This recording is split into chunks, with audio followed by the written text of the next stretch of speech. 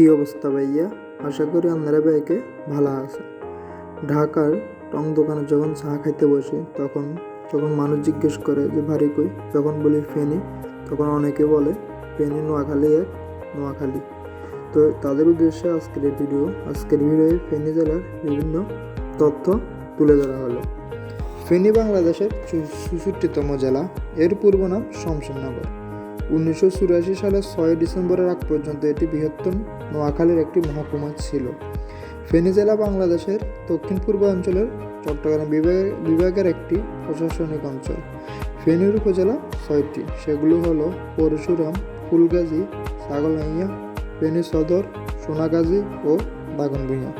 ফেনী জেলার আয়তন 928.34 বর্গ কিলোমিটার।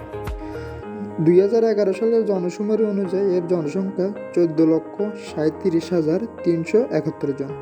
ফেনীর প্রধান প্রশাসনিক কেন্দ্র হল ফেনী শহর, যা ফেনী সদর উপজেলার মুখ্য প্রশাসনিক কেন্দ্র।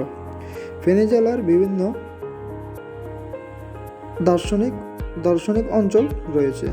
সেগুলোর মধ্যে বিখ্যাত অঞ্চলগুলো হলো সোনাগাজীর মুহুরী প্রজেক্ট, ফেনীর রাজাজির দিঘি, বিজয় সিংহ দিঘি, ফেনী শিশু পার্ক, ছাগলনাইয়া শমশেরগাজী বাঁশের কেল্লা, পরশুরামে বিলোনিয়া স্থলবন্দর, পরশুরামে মির্জানগর ইউনিয়নের রাবার বাগান ও ইত্যাদি।